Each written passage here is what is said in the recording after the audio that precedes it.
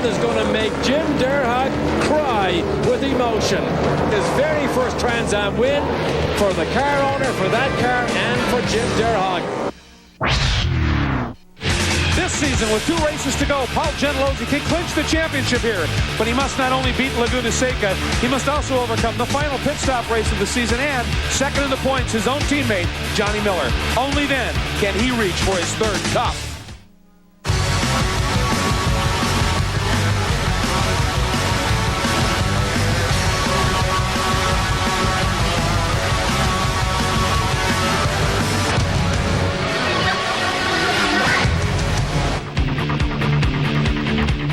The 2001 Trans Am Series for the BF Goodrich Tires Cup is well and truly winding down. And there's perhaps no better location to hold one of the final 2 rounds from the magnificent Mazda Raceway Laguna Seca in the hills overlooking California's Monterey Peninsula.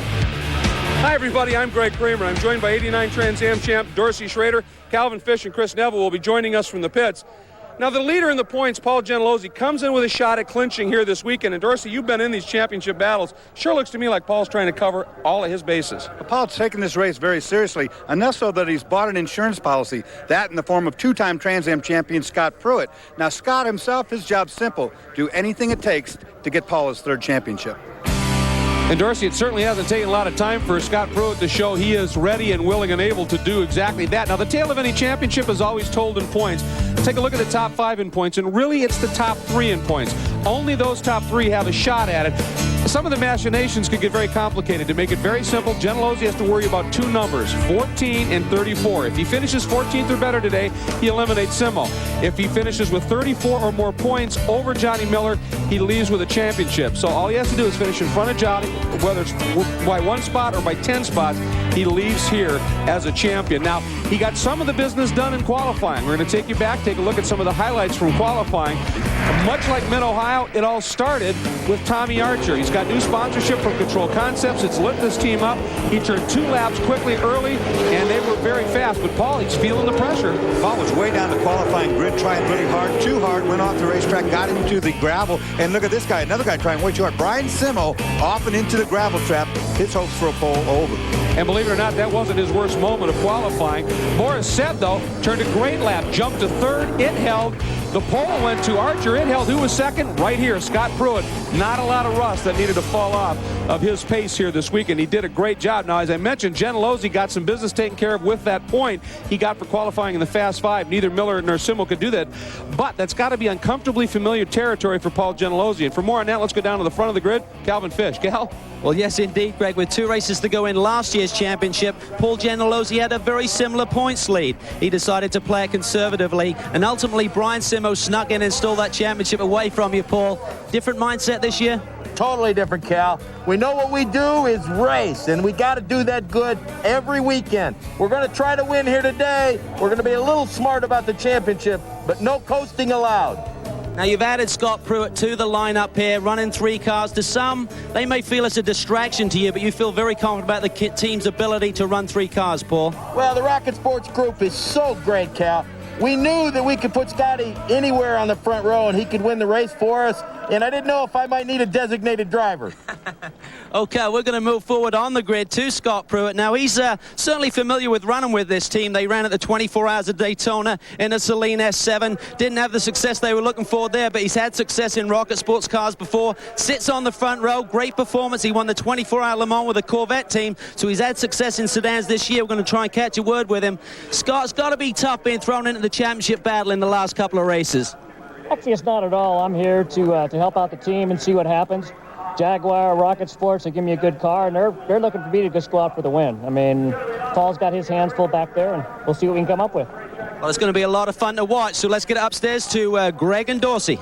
Thanks very much, Cal. Now, Paul got himself a bit of help, and we were talking about some of the problems here. There's Brian Simo, and Dorsey, after he threw it into the gravel, something developed, and he has to start at the back. Well, he got out of the car, and when they towed him out of the gravel, instead of going to the tech, he went back to his trailer. Now you have to go to the tech, so he made an infraction there. He starts at the very back. That's a big problem there. But joining him at the back of the pack is the guy chasing Paul for the championship. His teammate is Johnny Miller. Now, Johnny, he lost a motor in practice practice, but he had another motor problem in qualifying. They had to change that. Yeah, the word is a piece of the motor on the inside, a small piece came out, dropped down into the cylinder and ruined that engine, so now he's at the back as well.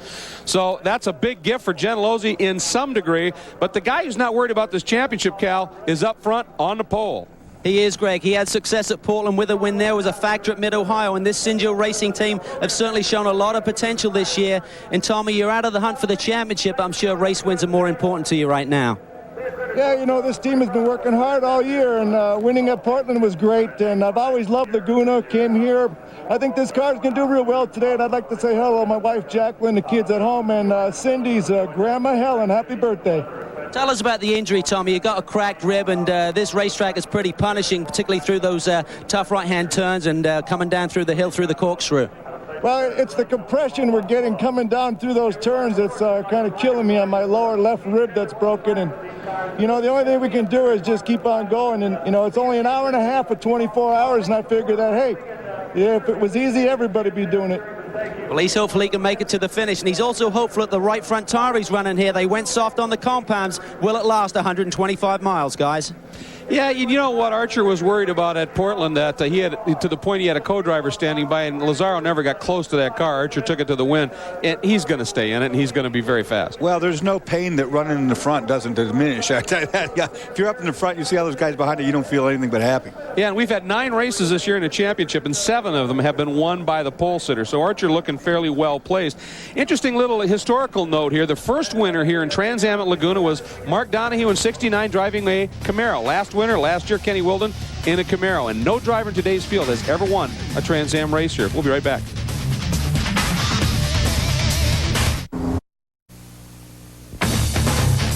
The Trans Am Series for the BF Goodrich Tires Cup is presented by BF Goodrich Tires. Take control. And brought to you by Automation Direct. Low-cost quality automation products shipped the same day. For the 9th time here at Mazda Raceway Laguna Seca, and the 10th time this season, the Trans Am machinery are off on the first of 2 pace and parade laps. And we want to get you right to the starting lineup here. Actually, I'll tell you what, let's take a look at the facility first, and it is a glorious one. We've got a great aerial shot, absolutely beautiful in Dorsey.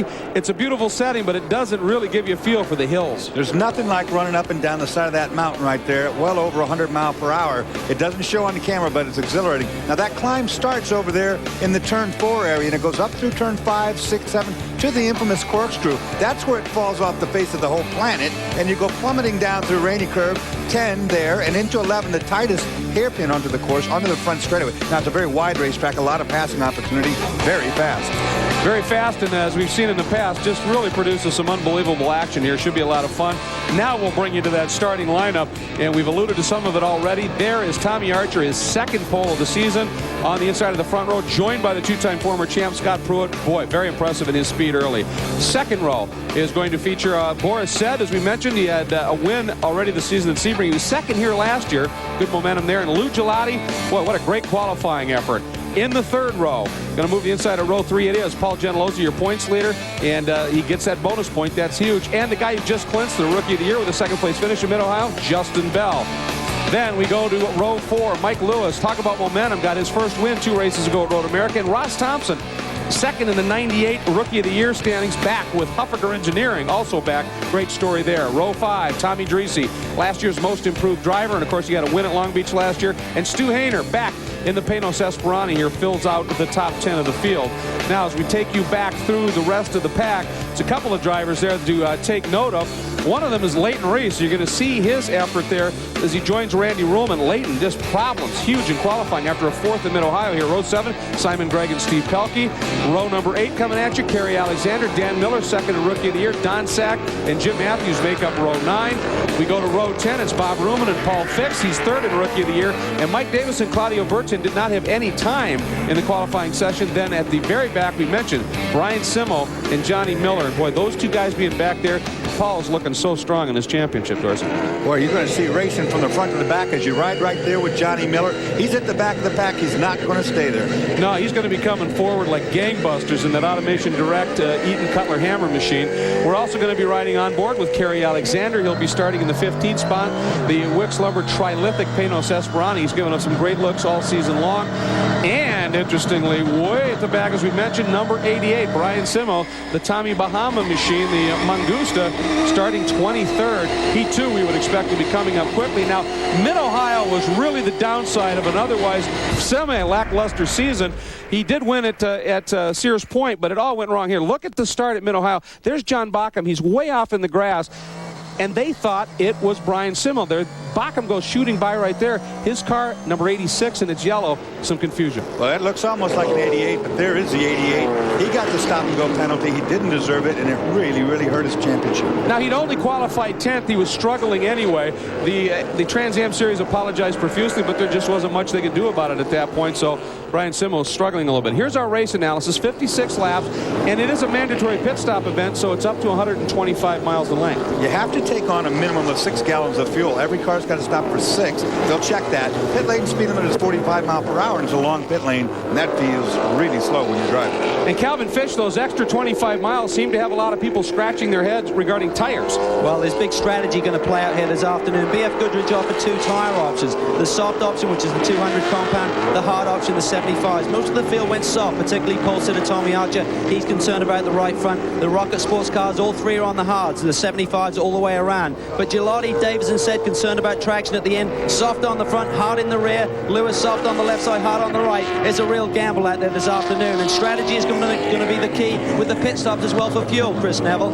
Yeah, guys, I said it at Portland, and I'm going to say it again here. If you're a front runner, you cannot have a pit lane infraction. Most of the front runners at the 2 pit lane races did have penalties that brought them back into pit lane. They cannot do that, as that has played an outcome in each of these events. So you have to make this a one-stop race. If you do, I think you're going to finish up front.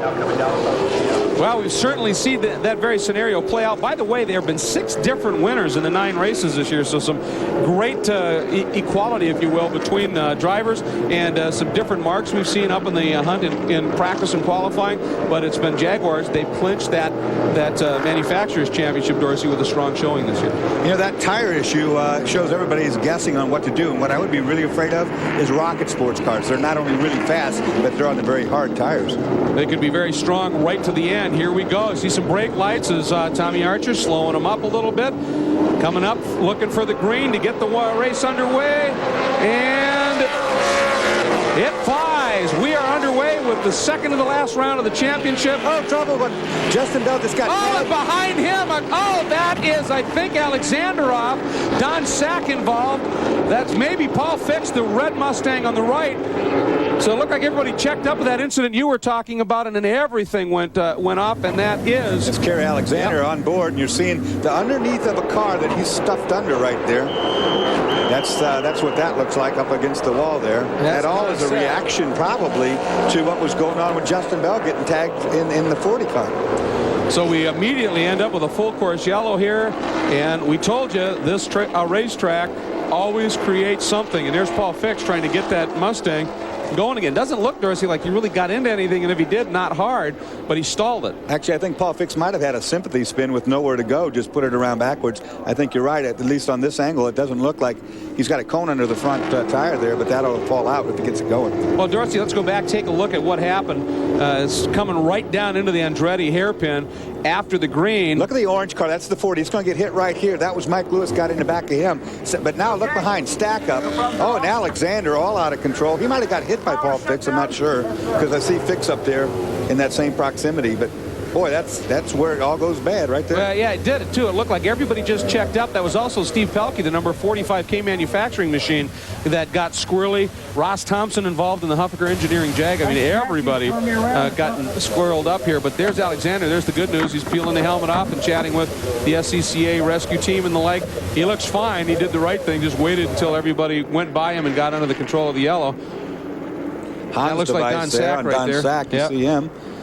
He's checking out his car. He wants to see if he can still race, I think.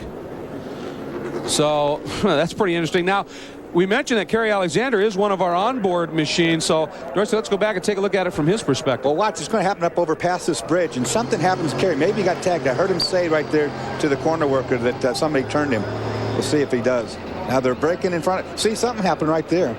He goes over, hits Sack. Sack is out of control, hard into the wall here. That was a serious impact. Well, he wiggled. You see it wiggle. Yep. Now, I don't know if he got tapped at the back or if maybe the thing just broke traction because it's on cold tires, remember. Well, we saw Lewis just nudging the back of Bell, and that caught out the silver number 7 of Thompson. He got squirrely. This is real time now. Now listen to this.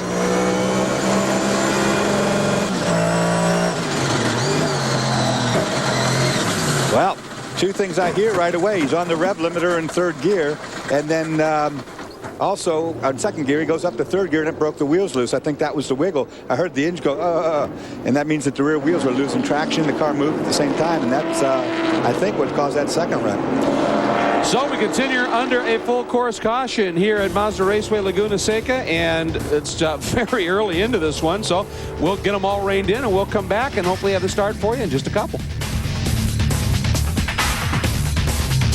You know, the Federal Express night. If you didn't happen to catch all the racing action over the course of a weekend, or if you just want that last update on a story you were interested in, remember Speed Vision News Race Week every Sunday night, 7:30 p.m. Eastern Time, 8:30 p.m. Pacific Time, right here on Speed Vision. Speed Vision News Race Week. Don't miss it. We continue under caution and cleanup. As you can see off to the left of the track, they are still working on getting those cars disentangled and removed. And obviously there's got to be a lot of discussion going on down in pit lane. Let's check in with Cal.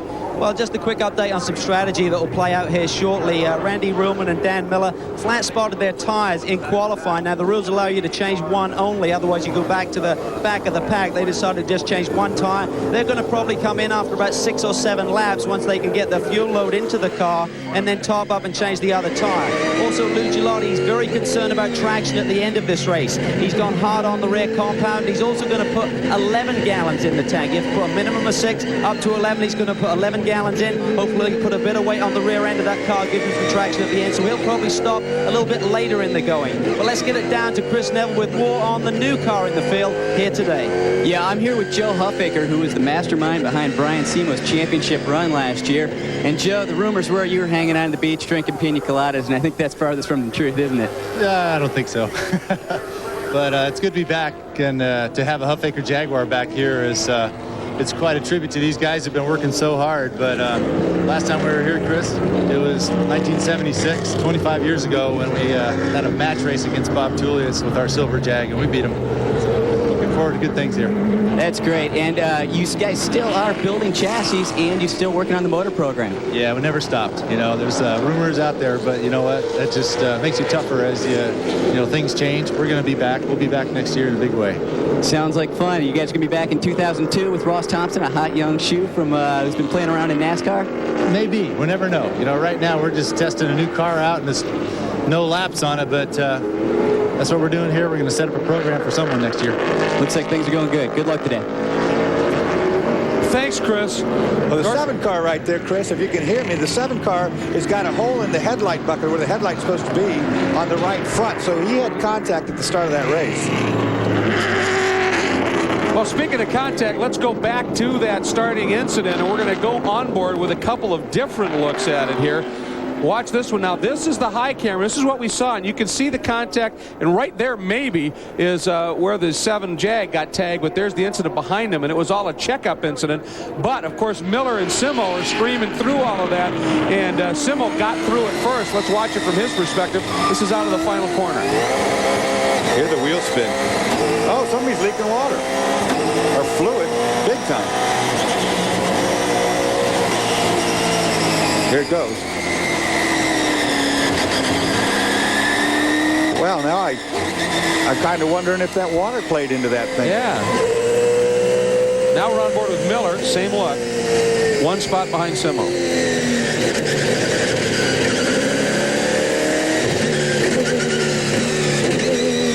Boy, no debris for them to have to deal with. Let's go back on. This is Alexander. This is real time. Well, I think that was brakes. I saw the up 2 rows in front of him. There was a Corvette. that locked his brakes up for a minute. And I think Kerry jumped on the brakes, and that's what set this off. Are they utilizing the water-cooled brakes here? And could a reservoir have erupted and caused somebody to slide? Well, there was a lot of, it could have been also fuel vapor overflow. I don't know, but there was sure a lot of fluid on Brian's car. Well, they continue to clean up here, and we're going to step away for a moment. Remember, you can also see Joe Huffaker. He'll be at the runoffs in just a few weeks trying to build on his team's 12 national championships.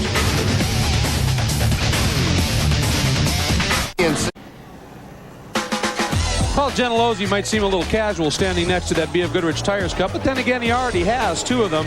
His battles this year, particularly with Tommy Archer, on the way to 4 wins, 3 second-place finishes, 6 poles, perhaps the stuff of future legend. They have raced so hard, but it has been another very successful season for Paul Gentilozzi. But coming in here, rumors that he has all of his equipment up for sale. Is he leaving Trans Am, or is he just upgrading?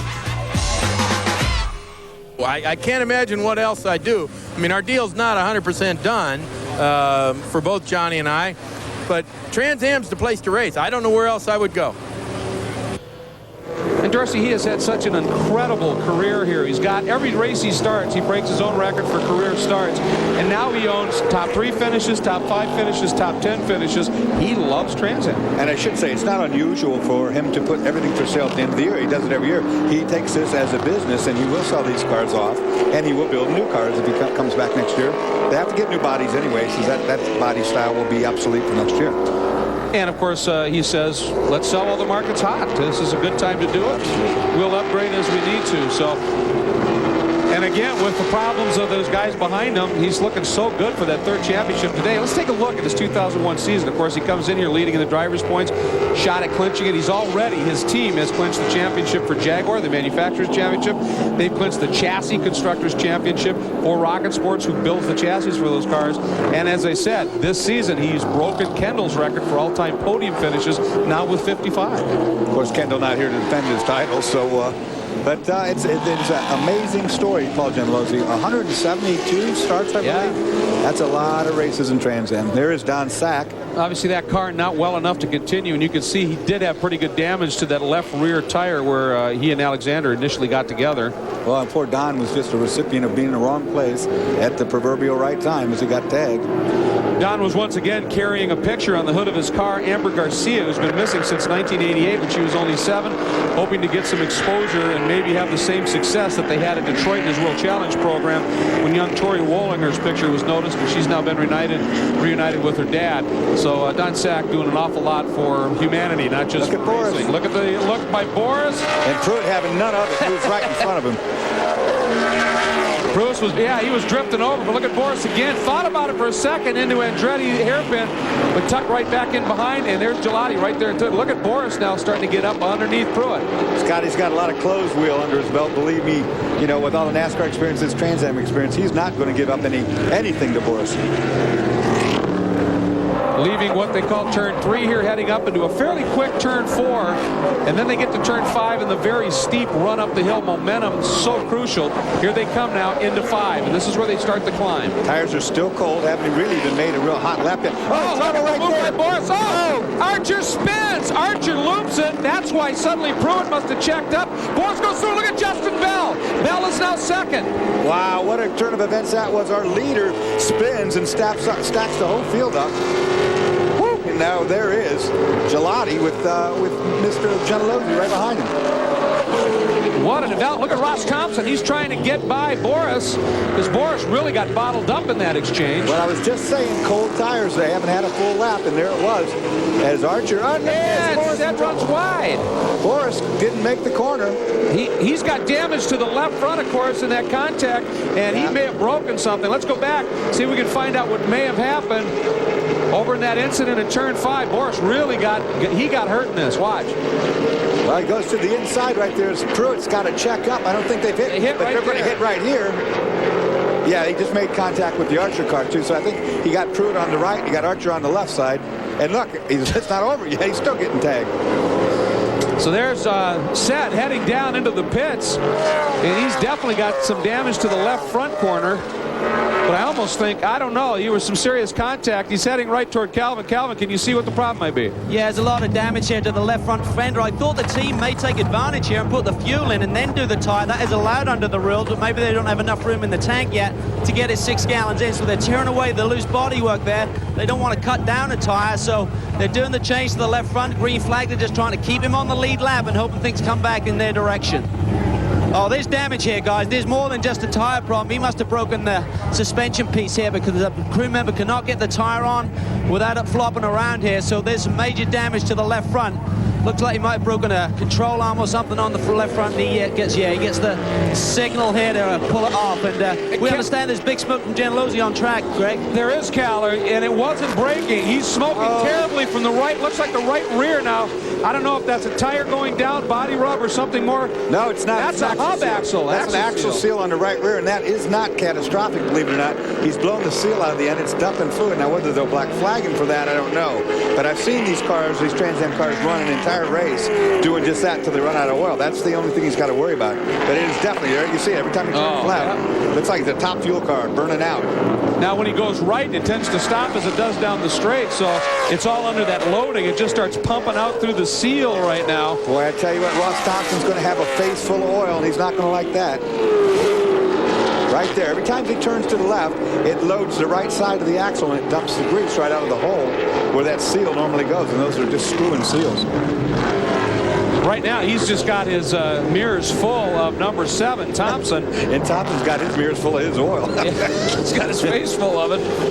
And again, I mean, what a gift again for Gentilozzi. He's got a problem here, but he's got Simo and he's got Miller well behind him at this point. And he's just going to try and tuck in behind Lou Gelati and continue on here. So Paul continues to run in 4th, but Boris said out of the car and done for the day. After 7 laps here at Laguna, there's your top 5. We'll be right back.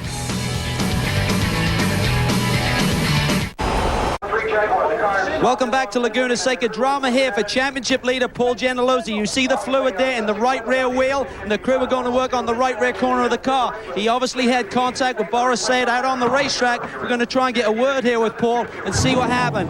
Paul, what happened? He says he doesn't know, but made contact there, and they're trying to see if he has drive. They got a wheel back on, and he's heading out. Well, Calvin, we saw all that fluid, and obviously there's something amiss under there, but it looks like the car, other than that, Dorsey's working okay. Well, that was an axle seal for sure. It's going to smoke a little bit still. You saw him look inside the wheel, or inside the axle. Inside that hole in the axle is a little rubber seal that goes in there with, it's like a freeze plug, and they come out occasionally. When they do, it dumps all that grease. Now, did they fix it? I don't know. It's an easy fix. We'll have to see. Now we go on board with Brian Simo, who, of course, has Johnny Miller right behind him. But with Gentilozzi's pit stop, this changes things up. Brian Simo already, folks, is up to 9th. Miller is 10th. And Gentilozzi is shown as 20th as he comes out of the pits. So possibilities here for this championship. As we said, he's got to finish in front of Miller and better than 14th to eliminate both of them. And right now, he's got his work cut out for him. A huge development here. Meanwhile, Boris said out of the car, Cal, he's got to be disappointed. Yeah, it is disappointing. I mean, for everyone in Applied Computer Solutions and Sun Microsystems, Scott McNeely's here today, and he said if I won, he'd take me to Cypress Point Golf, and we had the winning car today. But unfortunately, Tommy Archer just lost it on his own. He ran out of talent, and that's unlike him, but it happens. And you know, when he spun, he should have kept his foot on the brake. He just rolled into me as I was trying to go by. It was just tight quarters. We were all together, and it's just unfortunate for the whole Panos team. Contact with Gentilozzi as well. It looks like he came in and had problems with the right rear corner. Was that contact with you on track? I don't know. I mean, when Tommy Archer spun, he caused a whole mess, and we were all tight. So I don't know if anyone hit me from behind or not. I was just trying to get by, and he rolled across my path, and I hit him with my left front and broke my suspension. Well, I spoke to Johnny Miller over the weekend, the other guy in the championship hunt, and he said, I'm not giving up. Anything can happen, and it seems to be happening here today at Laguna, guys. Calvin, it absolutely does it. Dorsey, we just saw a replay of that incident. I thought he got away with the contact. Boris did, because definitely he and Gentilozzi nudged, but it was with Archer that he got clipped. Yeah, the big hit, as he said, is Archer released the brake and rolled back, and he hit him on the right front, on Boris on the right front corner. It busted that suspension off. These guys having a war of their own. And of course, this Simo and Miller, they're coming through this pack like crazy.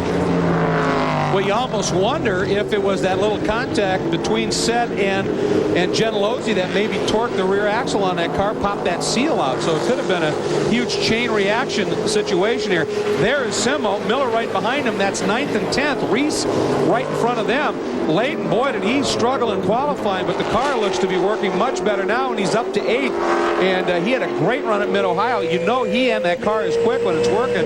Looks like they may have got it sorted. And they're right in front now as Simo's giving chase. But Dorsey, they're heading up toward the roller coaster. Watch this. You go up here, you look at blue sky, you can't see where to brake. You know it's somewhere in here, you brake. And then you got to turn left, you can't see. There used to be a tree on the outside. You aim for that tree, they cut the darn thing down. Now you just hold on for dear life. It's like a roller coaster, but you can fall off this one. And this is the turn, rainy curve, that Tommy Archer says is one of his favorites because you go through it so fast, it's still falling away, it's a little off camera. He said you're hanging on, and the adrenaline rush is huge, especially after the corkscrew. Those two turns there are the kind of turns that when you're driving, you know that if anything goes wrong, it's going to be absolutely huge. You see Brian Simo working to the inside. Oh, a missed gear right there by Johnny Miller. He missed. He went up 2 gears instead of 1. Look how much it cost him. Oh, it cost him big, and Simo was definitely trying to take a run at Reese down into the Andretti hairpin, and Reese smokes a little wide. Yeah, well. Oh, look at him shut the door, keeping Simo at bay. And that allowed Miller to make up some of that ground because that cost both those guys. Right in front of Reese, by the way, is Stu Hainer in the Esperante. It's great riding on board with Johnny Miller, looking at this race in front. It's like being in a race car. I can tell you Johnny Miller's a little loose because I hear his engine spin up coming off the corners. He just gets a little wheel spin. That's not good this early in the race. Well, he's running those hard compounds, and they're going to take a little bit longer to develop heat, possibly than the guys on the soft compounds. In theory, he's got full fuel load on right now, so he should have maximum rear weight. So getting wheel spin at this part of the race isn't a good sign. Watch this now. You climb up the hill, building speed. You get up over 140 miles an hour. When you go into that bridge, you can't see anything but blue sky. It's awesome right here. One more time over that little rise.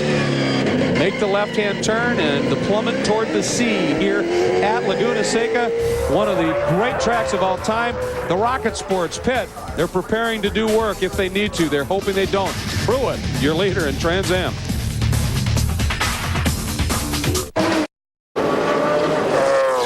Welcome back to Laguna. Let's get right down to Chris Neville. Archer's in. Yeah, Archer came in early. They wanted to try and play the cautions out in the second half of the race. They fueled the car, and now they're trying to fix that rear bumper. They don't quite know if it was a self-inflicted wound here or if Boris had anything to do with that on an intentional basis. And up a little bit further, you see Randy Ruhlman. He also has come in. So some guys trying to play some cautions late in the race to get him up near the front, and Archer's away. Well, Chris, you can assure them there was contact with Boris, but it was totally unintentional. It was after, right when Archer spun, and he just rolled into and nicked Set as he went by. It was just one of those situations. And look at this. Johnny Miller has gone by Brian Simo. Simo looked like he's locking up that right front fairly regularly, Dorsey. It's easy to do up there. You're going up that hill, and you once you crest it, the back of the car gets light, and you get on the brakes, and you don't get it right. Look at the amount of oil on Johnny Miller's windshield when he goes into the sun. He's been back there behind somebody leaking oil. But anyway, Johnny Miller got by and is now pressuring Leighton Reese. Boy, has he come up to the front in a hurry. Let's go back and take a look at the pass as he gets around Simo. Climbing the hill here out of 4. I think he's just going to pop on him. Yeah, he pops out early. That's a good move. Just runs it up the inside. Brian, being smart, just backs off, gives it to him so it doesn't cost him too much time. Johnny uses a little curve. And now Miller starts the assault, continues the assault that Simo started on Leighton Reese, I guess. And there's Hainer right in front of Reese. And this battle now is basically for the 8th spot. A remarkable achievement by Miller coming up through the pack along with Simo that fast. Now, one thing we want to point out, Archer's in the pits. He had a spin. He's got the fuel in. He's done there. If he gets some yellows, he'll be in good shape. Gentilozzi, he pitted once. He's got to come back in yet for fuel. But in Portland, Archer spun on the opening lap, essentially, went to the back, came back to win it. Gentilozzi had 3 pit stops at Portland, came back to finish second. So they're by no means out of this, and those pit stops could really play a role here. But we're watching numbers 53, Stu Hainer sitting in 7th with Reese, the Black Banner Engineering, Phillips 66 vet right behind him.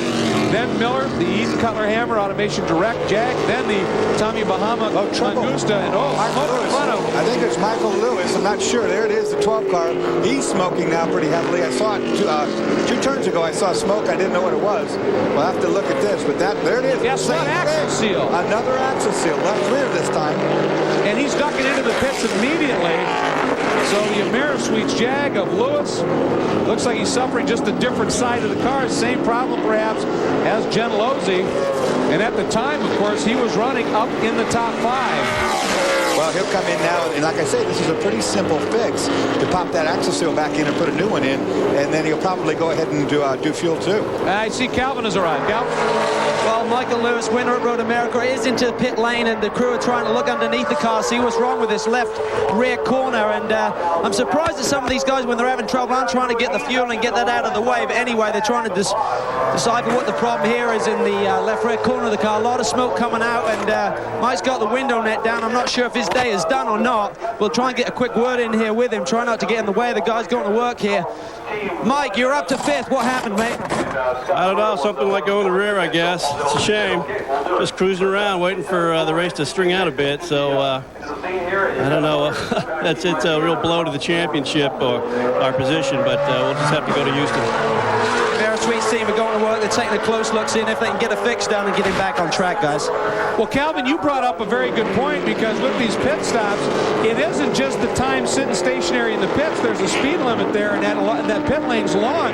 If you can avoid doing that twice, that's got to help. Well, you're looking right there at Archer's car. The damage from Boris said at the beginning of the race, all that tape didn't do a great deal, did it? It's all just kind of dangling along off the back there. You know, before he pitted, though, he was running some of the fastest laps of anybody in the race. Now it's loosening up that whole rear bumper section, and that's going to create some serious drag, I would think. Now we're on board with Simmel looking back, and Simmel's back around Miller. Yeah, I was going to say, look at that car out the back there. That was the one that was in front last time we saw. So that puts Simmel back up at 8th, Miller back to 9th. Did you hear all that clunking in the gearbox? Well, I heard it on Johnny Miller, too. Both of these guys don't heel and toe or double clutch downshift. In fact, they don't use any clutch downshift, as in not a downshift. So you hear the rear gears really going clunk, clunk, clunk, and it's really hard on drive lines. Well, we're getting into the section of track where Miller was able to get by Simo on his first pass. They're coming up now to turn 5, and it was out of 5 up into 6 where Miller got the run. Looked like Simo got held up a little bit behind Reese. Well, you know, surprisingly enough, all of them being held by Stu Hayner right there. I think Stu is really holding these other cars back. I think these other cars are actually faster, but they can't find their way by. And you catch a glimpse. Just going up the hill in front of Stu is Tommy Dreese, who runs now in 5th. And it looked like Reese was thinking about taking a run on Hayner, but he couldn't get it done. There they drop down through the corkscrew.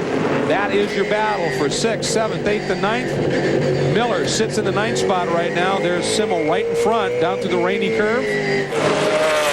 There is number 5, your leader, Scott Pruitt, and he just put his team owner down a lap. Ooh, Pruitt. Oh, he's coming up on him, actually. Right. And he got a little, Gentilozzi got a little squirrely. He's still got to be getting some of that oil in that right rear tire. He's still got a little smoke as well, I just noticed. It's not like it was before, but he's still got a little seepage. So a little bit of action here. We'll see if Gentilozzi's just going to let Scott go. I would think he would. And Simo is in. Simo's in, Cal. Lance Simo was in just 6 gallons to a pretty light fuel load. This is the minimum amount they have to put in. Quick stop, 45 miles an hour. They've got to watch the pit lane speed limiter here. Try and get out clean. No mistakes, it looked like. I don't see any penalties being enforced. Good start for the Tom Boyd team. Cal, those pit stops looking a little bit cleaner down there these days. Yeah, I think they've learned from the practice, really. I mean, this series is not used to running pit stops, and we saw at the first one there was a lot of mistakes there, and a little bit cleaner at Portland, and so far so good for the teams today. So Simo continues on, and we get an update now that Lewis has retired, and in his case it was a fried wheel bearing. That's a strange one to have go wrong. So he's done for the day. We're on board with Brian Simo as he continues to run now up in the top group. We'll be right back.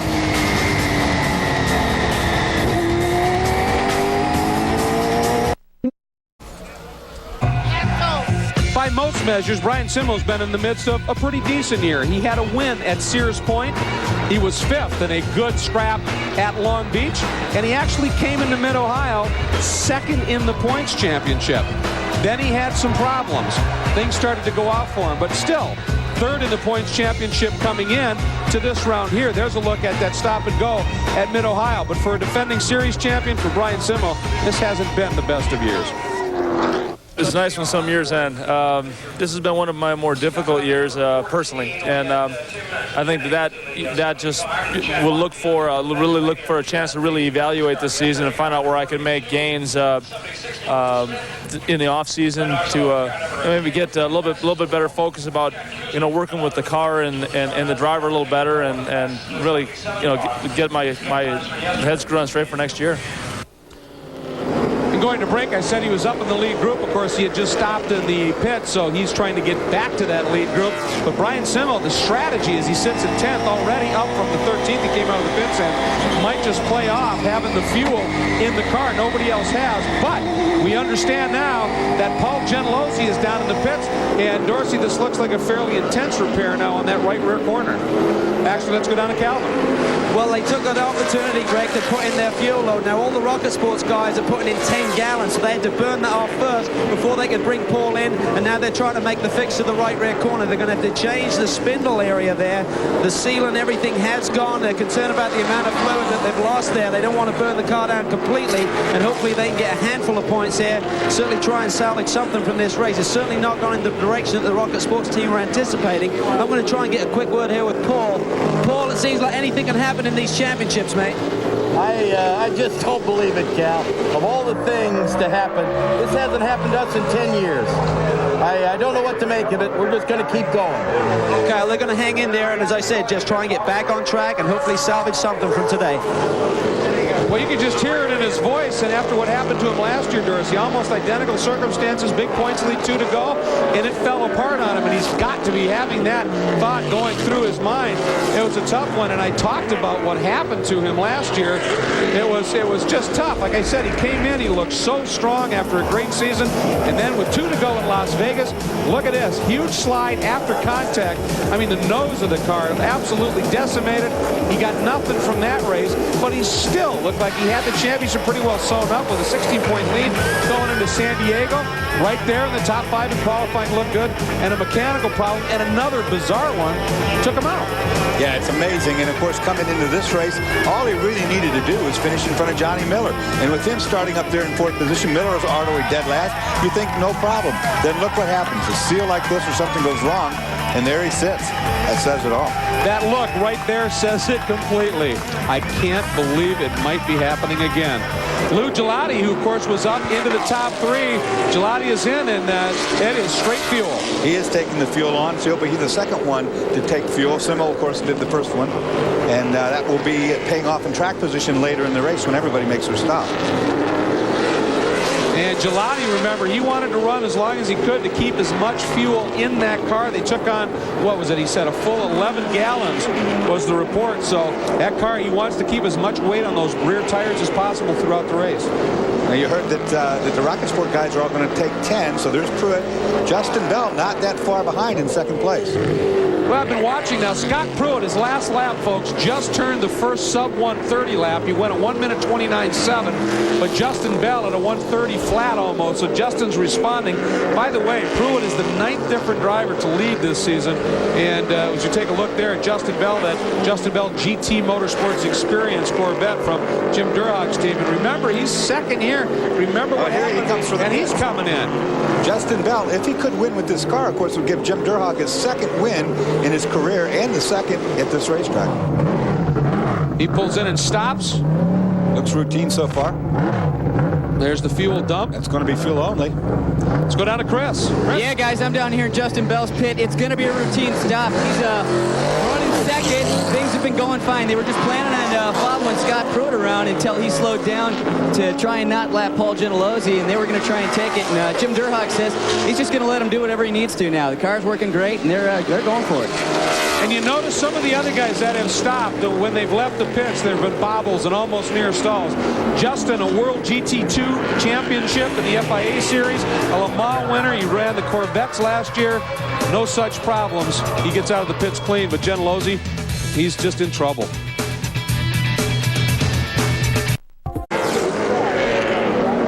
Welcome back to the Mazda Raceway Laguna Seca, everybody, for the 10th round of the Trans Am Series for the B.F. Goodrich Tires Cup. I'm Dorsey Schrader. I'm Greg Kramer, joined by Dorsey Schrader. I wish I was Dorsey, because then I'd be making a lot of records in my time. Also, we have Calvin Fish and Chris Neville down in the pits. And we're looking at Justin Bell, who was second in closing on the lead when he stopped for his pit stop. He has already clinched the AmeriSuites Rookie of the Year points championship. Dan Miller's second, Paul Fix is third. And, of course, Anthony Lazaro had won 2 races in the championship, but Justin has clinched it, and he's kind of admitted that, you know, he was racing in the European Series and the World Championships, and when he decided to go Trans Am racing, he wasn't sure about it, but he says now it has been a wonderful discovery. Trans Am's been a real revelation for me. I've enjoyed the cars, I've enjoyed the people, I've enjoyed the competition, you know, more than I ever anticipated. And so I think that definitely my future lies firmly in the hands of Trans Am. Well, he's certainly proving it. Now, there is Scott Pruitt, and he has just completed his stop, and Bell comes by in front. So there is Justin Bell, is able to get by. And now Pruitt has ducked at Thompson, who assumed the lead for 1 lap.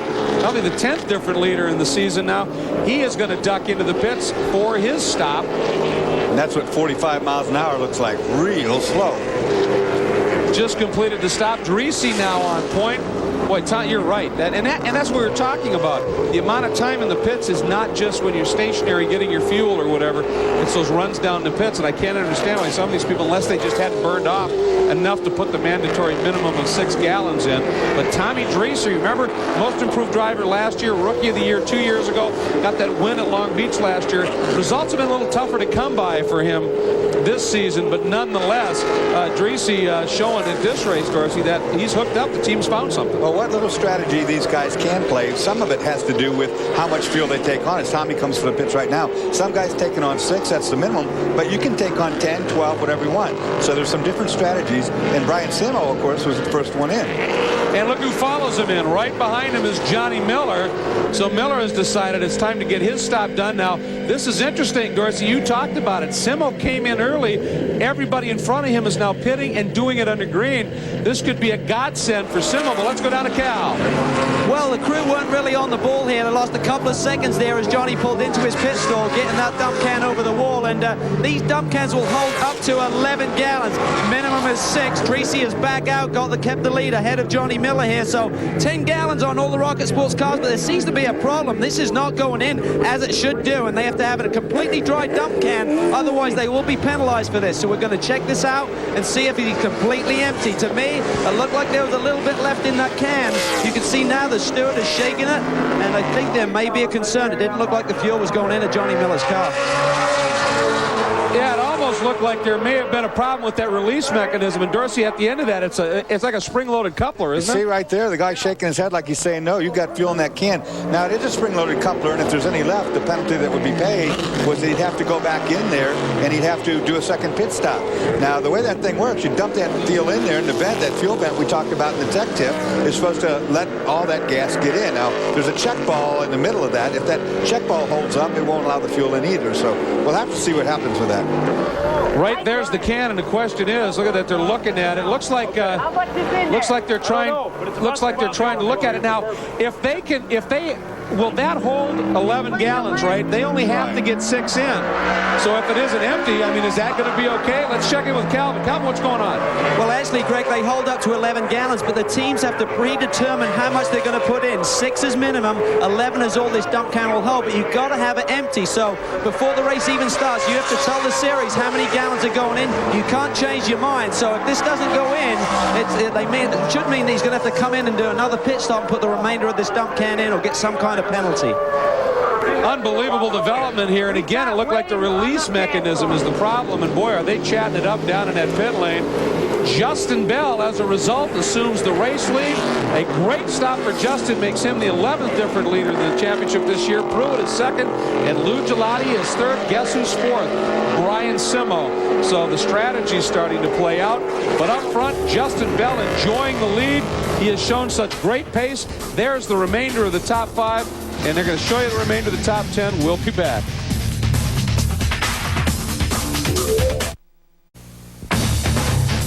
The Trans Am Series for the BF Goodrich Tires Cup is brought to you by AmeriSuites, America's affordable all-suite hotel.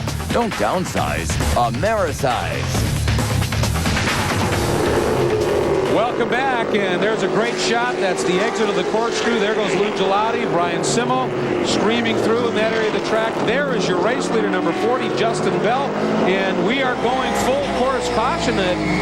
Possibly we're getting an indication for some reason. But you know what? Kenny Martin, our stats mogul here in the pits, mentioned something, Dorsey, and I think it's a great point.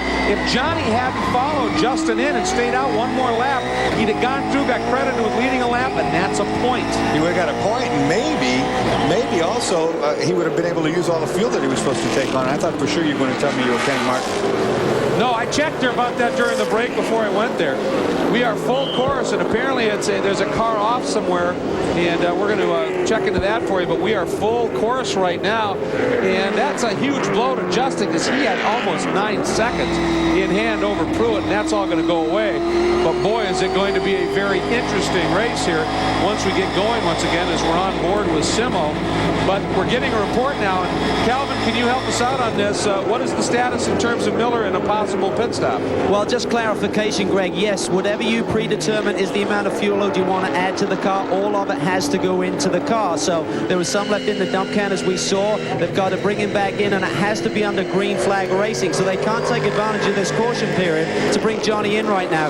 Quick update on the leader, Justin Bell. He had big problems in the final practice here yesterday. He had a broken left front spindle, and I think it really goes back to qualifying as well. They really couldn't get a handle on the setup. So now it's really been guesswork in how much of that was affecting the setup of the car, and they've really took a bit of a gamble, but it's certainly paying off as he leads the pack right now. And Calvin, I want to ask you, it sure looked to me that when Justin Bell had that stop, his stop, one, it went like clockwork, and two, he got in and out brilliantly. Shades maybe of his FIA experience. Oh, for sure, Greg. He's run here with the Corvette team, and he's run the Vipers for many years, as you know, and this is new not just for the teams and getting the fuel in and all these things, but also for the drivers, leaving the pit lane correctly, keeping under the speed limit, not stalling the car, not getting flustered. All of these things become a factor here in these pit stop races. And kudos to Durham Motorsports for giving him an absolutely great stop. We're looking at Jim Matthews.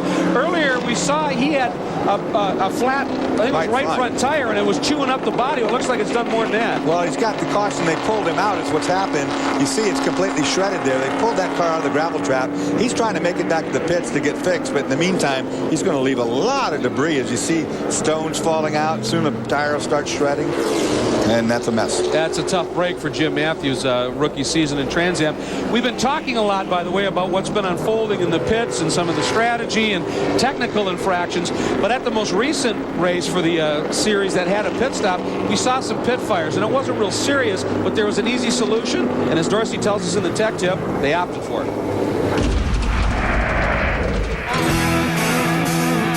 Well, the extremely dry conditions and the subsequent wildfires have been well documented here in California. But when the Trans Am guys got to the pit stops in Portland, well, they had a few wildfires of their own. Let me show you what went wrong.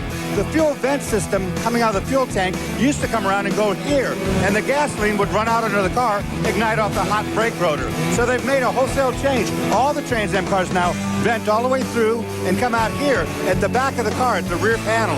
This way, the fuel, as it comes out, just dissipates into the air.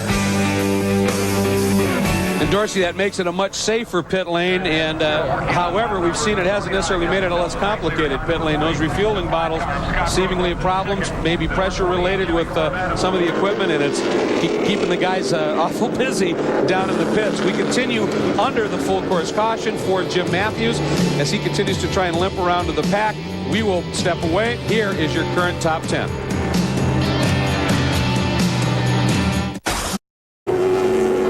Welcome back, everybody. There's a look at the Simple Green safety team. That is the medical vehicle that responds to all the incidents here. Now, last year here, Jim Durhag's team had the biggest payday ever, funded by Simple Green and their Clean Sweep Award, some $40,000. But this year, they're even involved in safety issues. One of the unique safety features with the SCCA Trans Am is the Simple Green Safety Team. Now, for over a decade, Dr. Ron Chrome and his people have staffed this effort. Doc, tell us what you do. Well, we have two nursing staff. Marcy Chrome is one of them, and Gail Hubler is another, and we have 3 doctors. besides me, and we split up the races. We cover on-track incidents, incidents in the pits or in the paddock or in the victory circle. And as you know, the end of the event doesn't mean the end of our problems. And there are drivers who have passed out in the pits or at victory circle that our nursing staff have responded to. Well, over the years, a couple times when I got it wrong, he came right to my aid to make sure I was all right, and that's quite comforting. I can also say for sure, he made the difference between a life and a death in the Trans Am Series more than one time. And here we go. We are back to green, and look at that. Scott Pruitt immediately goes on the attack, trying to find a way around Justin Bell. Justin, a rookie in the championship. Pruitt, a two-time series champion, but hasn't run in the series since '94. Interesting matchup. Justin, no rookie to racing, however. Yeah. He was over on the European side, and they cut and thrust you up over there pretty good. And that's what Pruitt's going to try right here, is looking the inside. He's got that position. Locks it up and back up the inside, Justin Mike. Here he goes. Thinking about it. Oh, little tap. He's in good position for the next corner. Oh, look at Pruitt. Chop in front of him. I'd give him a little chrome bumper. Through turn 6 they go. You know what? That may have been Paul Gentilozzi, actually, that was doing everything he can to get back on laps. And that may be why he let him go through so clean. Yeah, that was Gentilozzi. Yeah, it was. By golly, that's the 3 car. And that's meanwhile, on board with Simo here. Look at this as he's trying Gelati. This is for third. Can't do it there. There's no way you're doing the outside of that corner. No, it was the exit of the rainy curve in the corkscrew area. Pruitt. There's Pruitt, and he's in trouble. He's slow. He's slow, and he's got that right rear tire. Right rear is cut down. Pruitt is now headed for the pits. And Simo's third, maybe second, actually, with Pruitt's problem. Simo got underneath Gelati. Wow, what a break for Justin Bell. Wow. That's why Justin Bell let that car go. There was no reason. He already knew Pruitt had trouble. And here comes Pruitt into the pits. Now, Pruitt, of course, not a factor in the championship. And meanwhile, Johnny Miller is also coming in. There's his stop and go for not getting the amount of fuel in. He's away, and Calvin Pruitt, who looked like he might be in with a real shot at a win here, big problems. Well, he reported that the car had gone loose on him right before that caution period. They thought it was a tire issue, and they thought the caution would help him. But as you can see, completely flat, shredded it. He's got a lot of experience. Hopefully he got it back to pit lane without damaging any of the suspension components. But just a quick update on Johnny Miller. This is all new with the rules and everything. I spoke to an official before. He said he'd have to get the rest of the fuel in. Actually, under the rules, if you don't empty that dump can, you're going to come in for a stop and go under green, and that's what Johnny Miller just did. So here you see Pruitt's team going to work, completed with the right rear. He's back out. So let me be clear on this. Does that mean Miller has to come in and finish refueling yet? No, he's good to go now, Greg. Actually, when I first asked the official, he said he has to come in and get the rest of the fuel in. But when they reread the rules, that's actually a stop-and-go penalty if you don't empty the dump can. So he's done with his penalties now. All right, thanks, Cal. Meanwhile, we're watching here what happened, and you can see Pruitt is all kinds of lockup at the back of the... he's actually, right there. It was the right front is what's happened. So the left rear is down, and what it's done is it's taken and put all the weight to the left rear, and it locked up that front end real bad. But it's got a slow puncture, and by the time he got back to pits, of course, it was completely obliterated. So he's dropped way back in this scenario now, and he's going to be in full chase mode. It was interesting. We, of course, thought that was Pruitt going after Justin Bell, and I think Justin may have thought so too. Then when he went by, he saw it was 3, not 5, said let him go. So Justin leads now. Simo is now second. Tommy Dracy is third. Ross Thompson is fourth, and Leighton Reese now up into fifth. Well, that gave Gentilozzi one of the 7 laps back that he was down. He's now 6 laps down. Long way to go, and Pruitt needs a caution to be a player in this thing. And you know what? This point scenario is getting really interesting, because right now Miller is laps in front of Gentilozzi, so that probably, unless Miller breaks, that championship issue is not going to be settled. And if both of them score way back and Simo is able to get by Bell and win this thing, who knows? This could be very interesting come the end of this one. There's Brian Simo, but there's your leader. That's the margin at the front, and they are hammering down through the corkscrew here at Mazda Raceway Laguna Seca. 33 laps complete.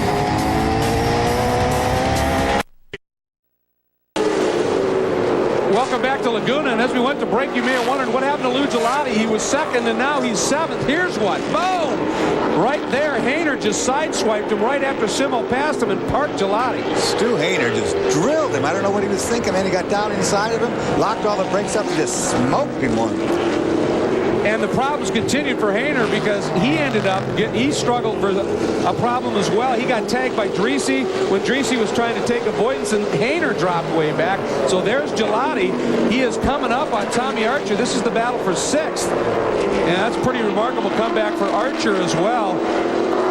And not surprisingly, we're hearing there's a distinct possibility Stu Hayner might be brought in for a stop and go for, shall we say, at least optimistic, if not overly aggressive driving. Boy, he used the car for a brake zone, that's for sure. You saw that flopping around panel on Archer's. He doesn't know what that is. He thinks it's something really bad. Well, it's not particularly good, but it's, but when you're driving, you feel that. You think, holy cow, my car's falling apart. This is the battle for the lead, and look at Simo. He really is getting through the corners well, but watch here. Let's see what kind of torque we got. Oh, look at that. Boy, big pull by Bell. Justin just leaves and launches off that corner. Let's see what he does on top end. No, it looks like he's strong all the way. He's got a good motor today. We get a report now that Pruitt is off. There he is. Look at that. They got it fixed, but maybe there was a little bit more deep damage to the car. So he's off at 5, and you would think that's impact zone. You may see another yellow. And Simo has the bit between his teeth. Simo looks from the corkscrew through Rainey. He's very, very quick, but it's down in this area, down the straights, and the pull up the hill where Bell's working very effectively. Well, I said Pruitt needed a yellow, but I didn't say he had to cause the yellow. Now he's got himself in deep doo over there. Yeah, and obviously he was coming to back, trying to get back into it, and that's just going to park him in terms of that. But right now, the other issue is Bell and Simo have almost an 8-second lead over Dreese, Thompson, and Reese, and now the full course caution flies, so that's going to be gone. So that's going to bring everybody third and back a lot closer to the front. And you know who benefits from this, I would think, a little bit, is a guy named Miller. Oh, absolutely. I mean, this whole race is a shuffleboard right now, isn't it? I mean, the whole thing, it doesn't hurt Chantalozzi either. Scotty over there is truly stuck in the gravel. There he is out of the car now looking at things. He's asking him, hey, come get me out of here. He's talking to the workers. He's saying, can I go across? So he's obviously saying that's it. He's parked for the day. So that's the problem right now, and we are full course caution now. Calvin, I understand you may have an update for us. Well, a quick update on tyres. We've seen a couple of guys come in with flat tyres. Certainly we saw Scott Pruitt in there with a flat right rear. And I wouldn't want to be a tyre engineer. First of all, they've got to try and please the drivers in terms of performance, durability. But one of the BFG engineers was walking the pre-grid and gave me this piece of metal. It looks like it came out of an exploded engine at some point today. Imagine trying to design a tyre that can withstand this kind of debris out there. And that's typically why you're seeing these punches, guys. That's your all-weather debris tire. That's a serious all-weather debris. Now here's Hayner, and he's doing a stop and go, but he asked, I would assume you're supposed to get that done when there's green, not yellow. That's right. And another thing, the way Pruitt's car was positioned after I looked at it there, he might not have spun into that trap. He might have pulled the car there because he's kind of parallel. Doesn't look like he spun. Looks like he has pulled off. You'd think, though, that with his experience, you wouldn't pull it into a gravel trap and cause a yellow. I mean, you'd think he'd try and get it somewhere else, unless it just suddenly broke and he just had to get it stopped as fast as possible. But here we're looking at Brian Simo. Who would have thought, in particular, Brian Simo himself, that I might have a shot at winning this thing, as we're about 2/3 into it. And there is Scott Pruitt. Dejected certainly at this point, but I'll tell you what, did he show that he can still get the job done behind the wheel of a Trans Am machine. Awesome ride for Pruitt and over far too soon. But for Simo, that smile's starting to come back.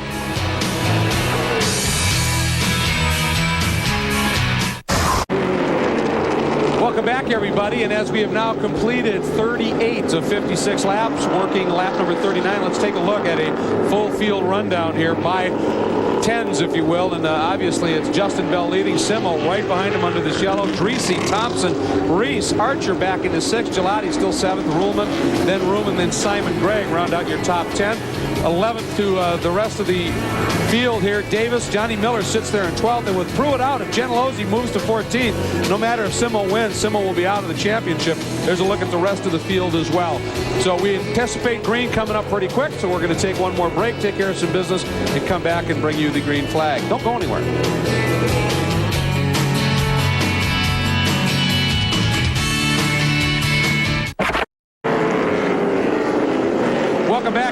there's Morissette out of the race, but not disinterested, certainly. Let's take a look at the points as of right now. There you go. As we go green, Johnny Miller only 31 back. And remember I said the magic number was 34, so Miller's still in with a shot. He'd love to move up a little bit more. Meanwhile, we are green. There is Bell, chased hard by the yellow Gustav Simmel. Bell got out of the Andretti hairpin very nicely, opened up a little margin, but now Simmel, under braking, closes it up again. Dreesy right behind him, then the Silver Jag of Thompson, then the Black Vet of Reese. That's your top 5. There's Dreesy. Watch him now. That's the exit of 4, heading into turn 5. And Bell's engine seems to be working very effectively, and this is where he looks pretty strong, but boy, Simmel looks so good in the corkscrew and rainy curve. Well, it's a classic fast in, slow in, fast out. You see Justin slowing the car down more, getting into the corner, but every time he gets to launch out of there and leaves Simmel in the dust. Simmel looking up the inside right here for the brake zone on the top of the hill. Boy, he was. He took a look, but Bell wisely covers, and as they drop through the corkscrew, it is still Justin Bell in front of Brian Simmel. Moments ago, of course, we had the problem with Scott Pruitt. Calvin, I think you found him. Well, Scott's made his way back to pit lane. Scott, we're undetermined as to what put you out of the race eventually. What happened out there? Actually, the left front tire blew up. I mean, I was going down the front straight, and bam!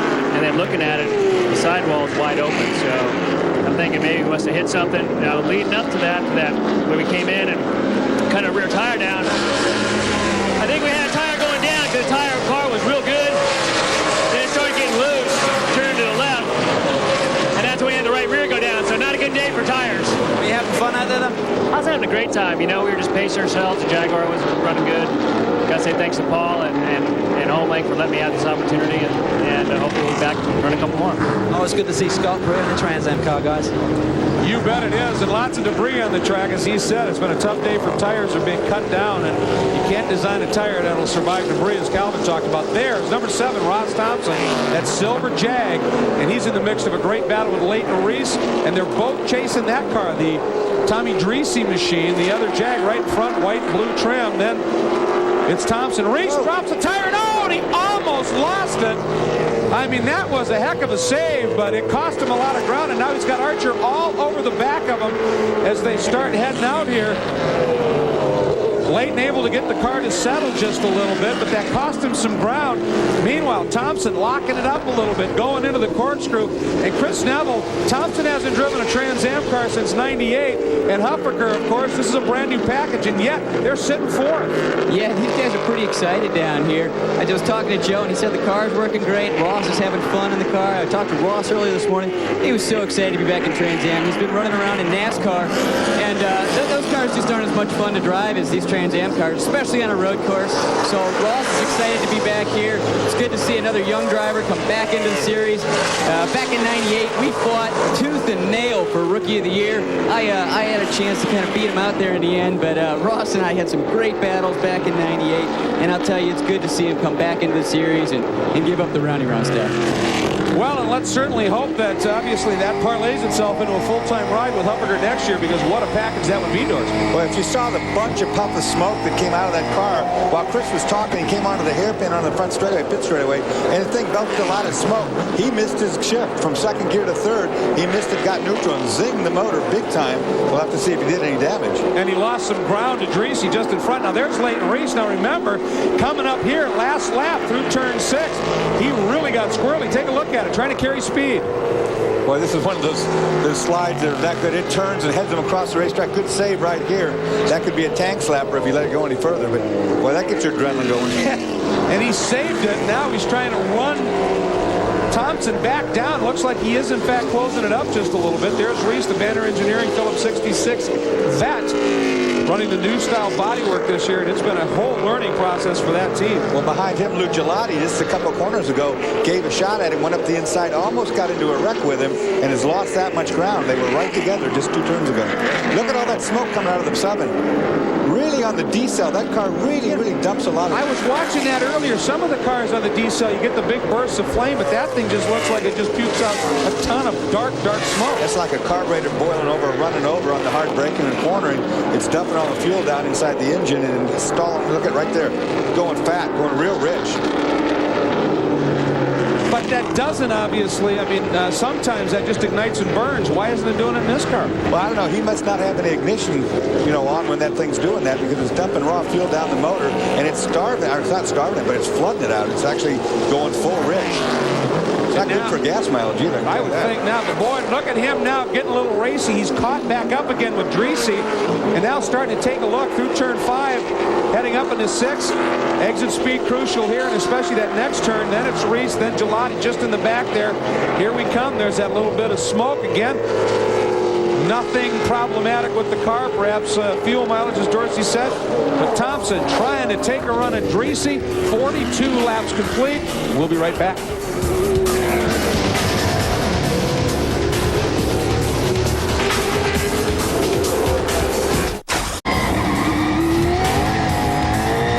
Remind you that the Trans Am Series for the BF Goodrich Tires Cup season finale coming up on Saturday, October 13th, 2 p.m. Eastern Time from Houston, the street course in Houston. And you always want to watch Trans Am racing, but the way things are looking, you especially want to watch that one because this one is not yet decided. Let's take a look at the points as of now. There it is, Gentilozzi looking really strong, of course, but he had to leave with 34 points. He only has 31 in hand if it were to finish like this. The sad story for Brian Simo is you think, well, he's only 8 points behind Miller. He's in with us, especially if he wins. But if Paul Gentilozzi finishes where he does now in 14th, Simo is mathematically eliminated from the championship. Now, look what happened here. This is while we were in break. Looked like Dreese braked early. Thompson trying to get a run around the outside, but it's awful marbly up there. Oh, man, no grip at all. Do you see that? All the flame means he's off the throttle, and he could not get the car to turn. Once it got past that center part of the course, it just took off on him. That's going to really dirty up those tires, obviously, and he's going to have to be a little genteel, I would think, till he gets them scrubbed clean. He won't have any trouble getting heat in the right rear, not with that flame. Right rear will be very effective for him. It looks like he really didn't lose. Well, let's see. I think he's going to be back in the 8th spot area.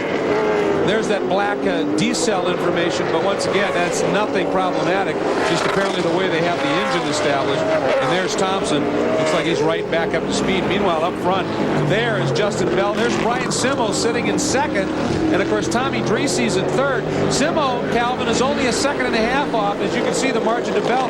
Dreese about 8 seconds back. These guys have some interesting strategies developing. Well, I think everyone's on the same tire compound in the front 5 there, Greg, so there's no difference there. I just spoke to Tom Gloy. He says Brian is very happy with the car. Things are going a lot better than they expected. The weekend had not been a good one for that team, but they're running the brand new Riley and Scott, the Mark J, the one that Tony Arve debuted at Mid-Ohio, and Brian is pretty comfortable with the balance. We understand that Gelati just passed Dreese for position there, but Tommy Dreese actually has said that when he finishes these races, he's been getting a hard time from his crew chief. He said there's too much brake pad left, too much tire left, Tommy. You've got to drive the car harder. He was determined to do that here today for TDM. I'll tell you what, though, the guy who's getting the most out of the brakes was Gelati. Dreese gave him enough room for a Corvette and a sheet of paper, and Lou went right through. That was awesome. We gave him a little nudge on the way by, let him know that, hey, I am here, by the way. So, but he got by that clean, and right behind that is Paul Gentilozzi, who wants to get around, too. So that's a nice move by Gelati, puts him up into 3rd, Dreese 4th in the lap car of Gentilozzi. Then it is Reese still sitting right there in the 5th spot, and behind Reese is Archer. Now remember, it wasn't that long ago that this guy right here, Gelati, was behind Archer. So Lou Gelati, like he did at Long Beach, came from a ways back in the pack. He started from 7th and moved up to take the win at Long Beach, and it looks like the car is working just that good once again. Let's go back, Darcy, and take a look at Gelati's path. That was breathtaking. 2 guys doing it right. Oh, looks to the inside right there, drives it in there deep. Now, Dreese didn't give much room. You see the little wiggle right there. They bumped. Dreese pinched him down right there, but Lou really nailed him on the brakes. And Paul Gentilozzi on the backside of that, looking to see if he could get by both of them if they made a mistake. And he gets by Dreese now, Gentilozzi does, but look at that. There's 28. Gelati easing away. Now, Dorsey, we are on board now with Simo, and it looks like Simo may be happy with the car, but it looks like on the all-important grunt out of corners you were mentioning, he's suffering a little bit. Well, it's funny that I heard Tom Gloy say that he's happy with the car because it's getting very loose. Watch and listen as he comes down the hill here off of this next right-hand corner. Hits the rev limiter right there. Gets in here. The back end's starting to step out. You really hear it up here. Now watch when they go for the hairpin. He's going to go all the way down to second gear and listen to the engine spin the wheels. Right there. So it hooks up in third, okay, but in second he's useless. And look at the lead that Justin Bell got when he launched in second gear. It opened up 5 car lengths right there. And that's got to be in that slow speed corner, just purely a function of good mechanical grip. And Brian, on the other hand, see how he's made that ground up? He's doing more damage to his car and tires driving in that fashion than is Justin Bell, because he's running in here real deep, leaning on the car real hard on the brakes and on the tires, and Justin's just smoothly driving off the corner. Well, you saw it right there again. He went to the throttle and it just started to rotate just a little bit. This is through 4 now, heading up into turn 5. And as you pointed out, Justin Bell starting to draw away. And Chris Neville, I know you're standing by with Jim Durhag. He's got to be thrilled. That car is working beautifully. Yeah, I'm with Jim Durhag here, Mr. Deja Vu. Jim, what do you know about Laguna Seca? You know, Chris, I never saw this place before last year. We just seemed to get a good setup for it. We tried some different stuff that we've been using on the new Corvette this year earlier in the weekend, and it wasn't working real well, so we put last year's setup on it last night, and it seems to be pretty good today. Now, those CRD motors look pretty strong. Do you have enough gear in that car? There's plenty of gear in the car. All right, and if you look behind our shoulder over here, we've got Doug Feehan, who's in charge of the ALMS program for Corvette that won Daytona and Le Mans, and he is looking forward to hopefully a win here with the new Corvette body and Trans Am. And if they win this race, Jim Durhag's going to walk away with another big payday from Laguna Seca. Boy, I would think so. You know, you wonder how a guy like you said there, by the way, the gentleman on the left there is one Derek Bell, a 5-time Le Mans winner. Very interested in the progress of his son, Justin, out front. But you wonder, how can Durhag come in here, never have seen this track before last year, and get a win? This is the 206th race he's entered, most in Trans Am history, and he knows a thing or two. That is Dreesy. Dreesy is off, and that's up in the corkscrew area of the track. And boy, he's given the wall a fairly good whack. Yeah, he did that, and it was on fire for a moment as well. You see the corner worker. That's the top of the corkscrew. He got in too hot, didn't make the corner. He's head on into that wall, and the corner worker's right on top of the job right there, saw that fire, and got it put out right away. All right, the full course yellow comes out, 8 laps to go. This could be a godsend to Simo. Oh, locked up. Oh, yeah, trying to protect from Reese. Well, see, this is a mistake. He shouldn't have turned in with that much speed on. He knew he was in trouble. You saw him lock up twice, and the right thing to do would have just to go straight on there and, and get the thing slowed down. But he went and tried to make the corner, got in the gravel, and really hit that wall. Just hasn't watched enough video of the Zanardi's pass a couple of years ago there. Boy, he was carrying some speed down that hill. So we are under full course yellow, 8 laps remaining, and as I said, Brian Simo, he's overheating those tires. He may be smiling it even more.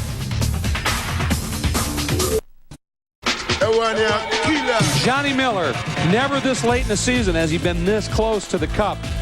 It's been an interesting year for him. The first year he has not been the head of logistics, planning, travel coordinator, team owner, as well as driver. He's joined up with Rocket Sports. He's been able to focus on his driving, and it has shown some brilliant drives, perhaps his best at Road America. And Johnny Miller, he likes just driving a car. This season has been kind of a completion for me as a driver. It has helped me tremendously be able to focus on the right things like the driving, not the team ownership, and that has been a tremendous plus. Yet it requires you to learn how to handle things differently and how to focus on different things in the driving and in the car setup, and you actually have the time to do things about it. Well, there's Johnny Miller, but guess what? He had to make another stop in the pits. Calvin, what happened? Well, more problems with debris, actually. This one was a flat spot on the tire, Greg. You can see here, big hole in the tire. He locked the tire up to the point that it went straight through the tire, right through to the air here, and then it destroyed the rest of the tire by getting it back to the pit. So tires have certainly been a factor here today. We talked about strategy with compounds, but debris, punches, flat spots, they all play their part.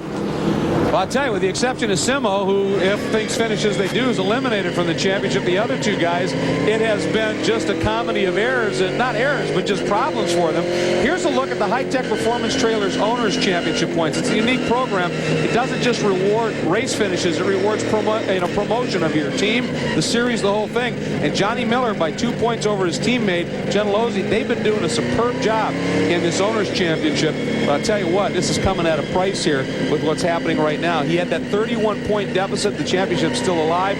Looks like, because the guy that he was in front of is Stu Hainer, who's down a lap or two. He may have got away with it, not a change in position, but that can't do much for your psyche.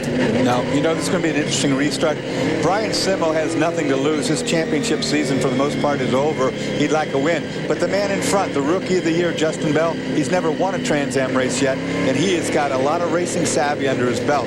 I don't see him giving up that position too easily, I can guarantee you. And then you got the always entertaining Lou Gelati, who's now made up that deficit. He's going to be starting third place right there next to him. I was just going to mention that Lou seems to be the guy on the move, and that car, like it was at Long Beach late in the race, almost came alive. It was balanced. The brakes were incredible. He may be just the guy, and those CRD engines always generate amazing grunt up the hill. Now, you know, this track, as we said, this is the 9th time the Trans Am has been to this facility. One of the great races in Trans Am was at this facility back in 1970. An absolutely glorious race. And look at the crowd. I mean, Trans Am, it was in its early heyday, and the names, I mean, you had guys like, well, Penske and Donahue were involved. You had Gurney, you had Jones, and the race itself was phenomenal. I actually, as a kid, went to a bunch of these races. I remember watching 3 or 4 different races this year, and those cars were really awesome. And I'd have ever known that I would make it in being a Trans Am or be a champion.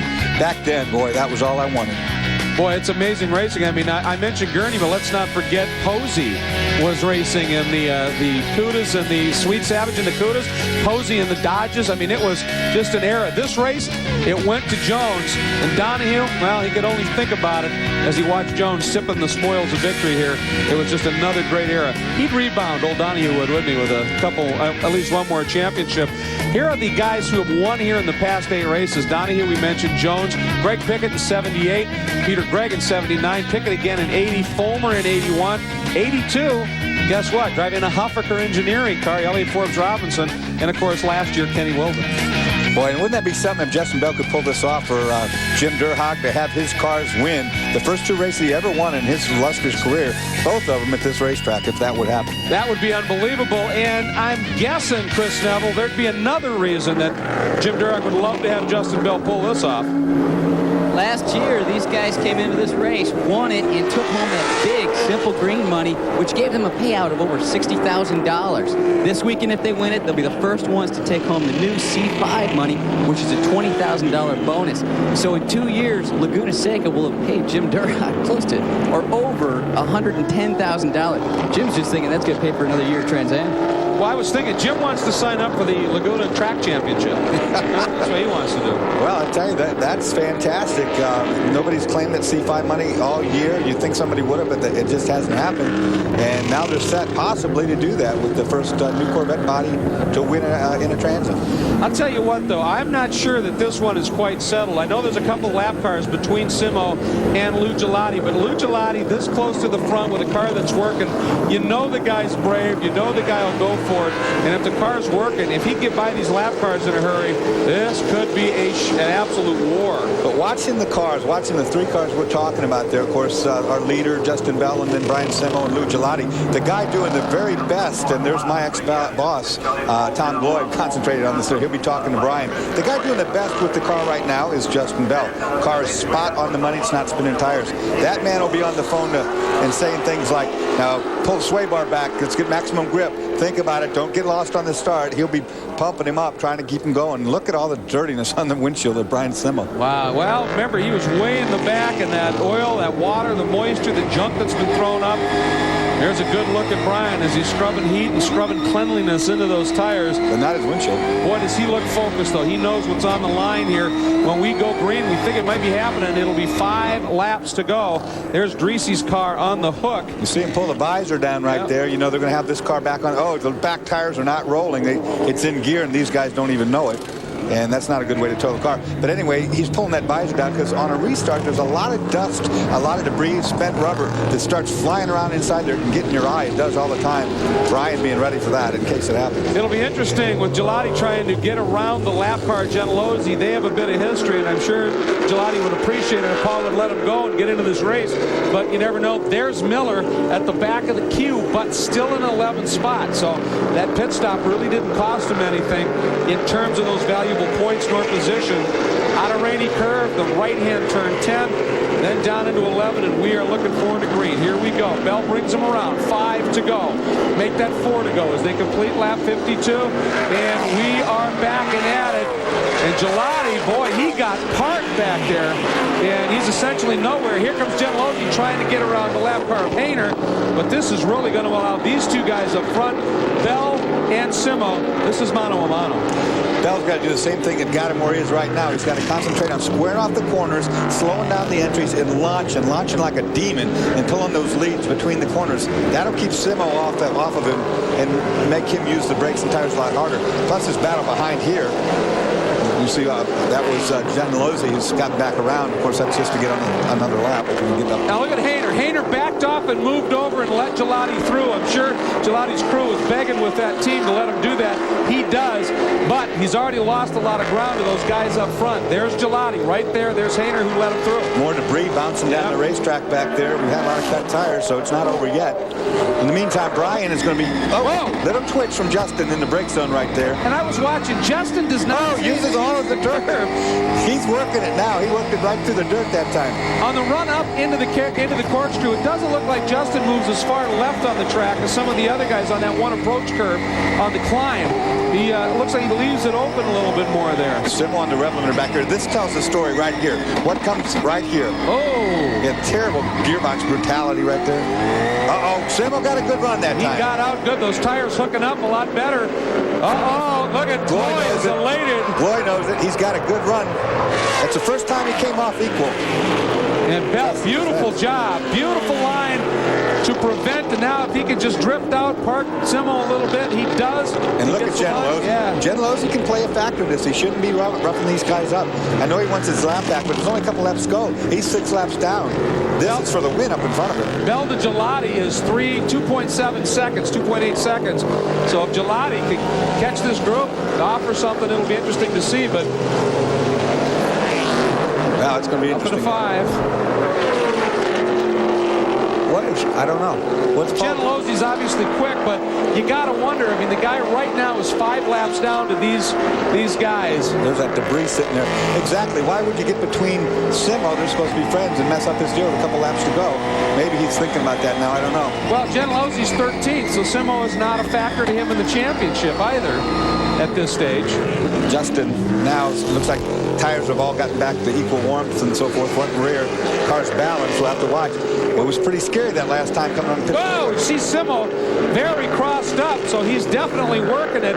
And during a yellow as well, the tire pressures go off a little bit. It takes a little bit to get everything to equalize.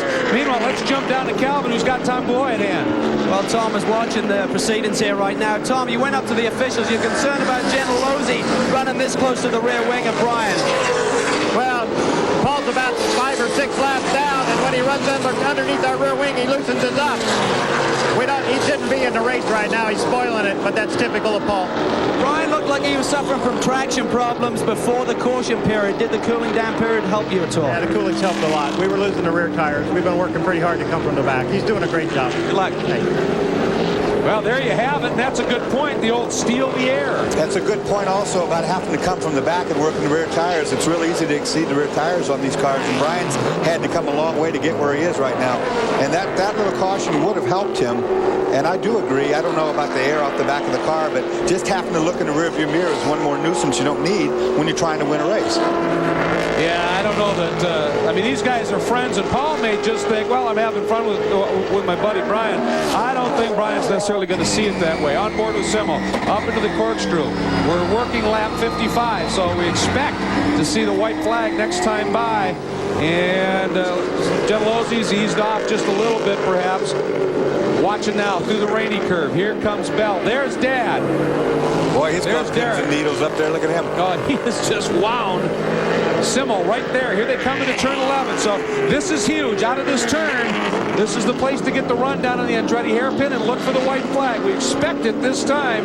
All it takes is one missed gear here and your race is over. I know I've done it. There's the white. Last lap. Last lap. Bell, Simo, then a lap car, Gentilozzi, then Gelati. Reese is 4th and Archer up to 5th. No mistakes now, Justin. Just do it smooth, buddy.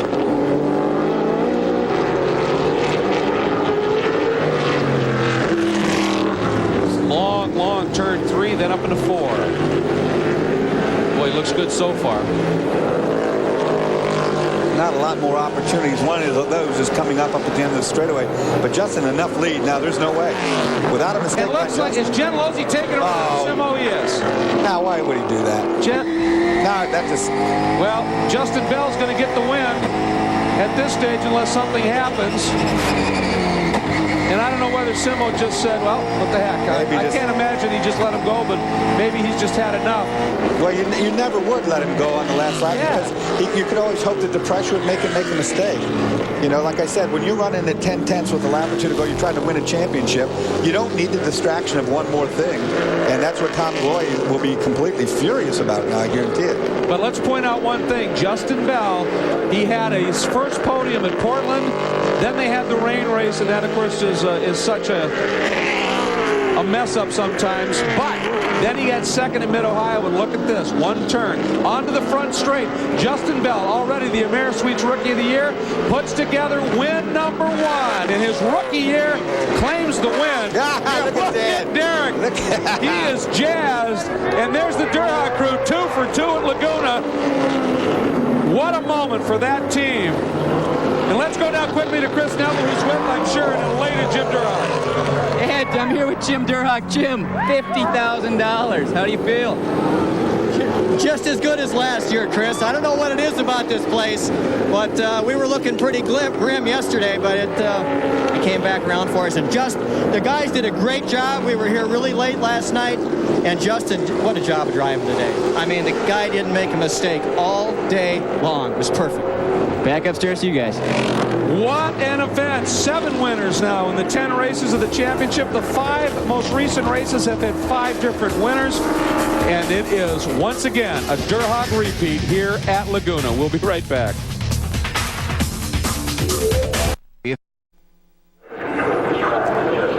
Welcome back, everybody. There is Brian Simo getting out of his car. He's got to be happy with the way his season's gone with second, but he's also got to be a little upset, wondering what may have been. Meanwhile, let's go to Calvin Fish and an elated Justin Bell.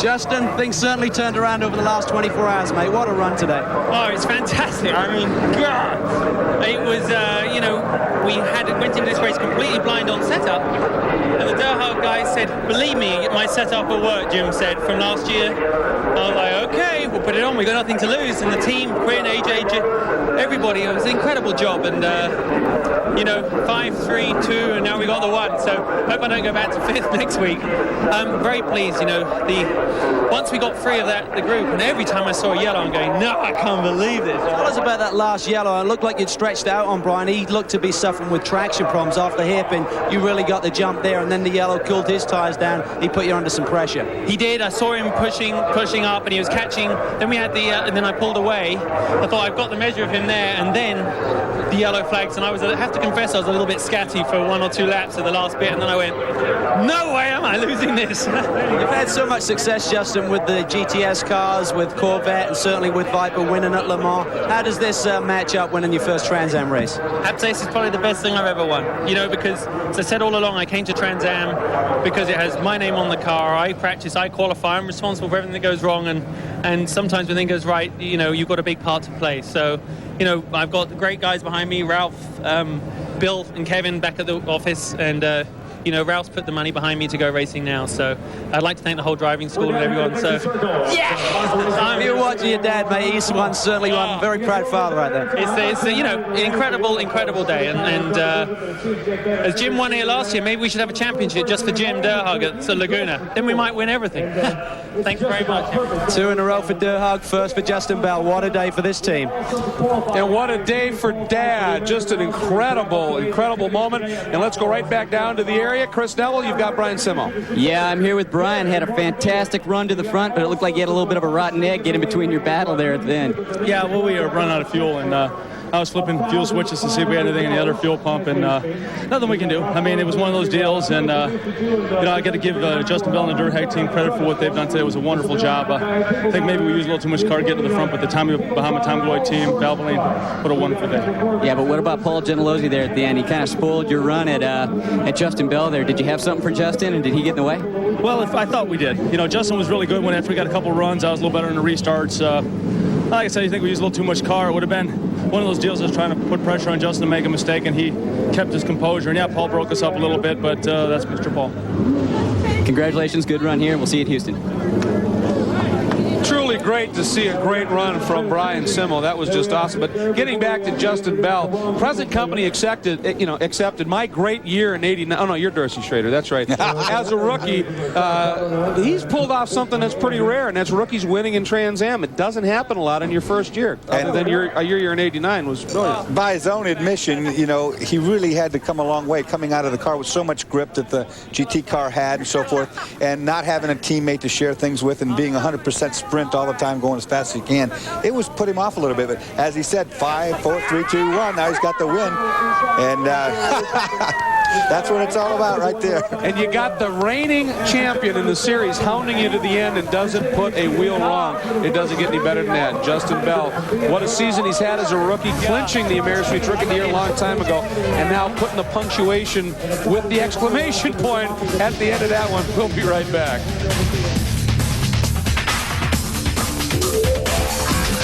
What happened? The Trans Am Series for the BF Goodrich Tires Cup has been presented by BF Goodrich Tires. Take control. And brought to you by Wicks Lumber in association with Capital Windows, Anderson Windows, Quillogy, and Trilithic. You saw how elated Derek Bell was. Look at the reaction when he found his son in victory circle.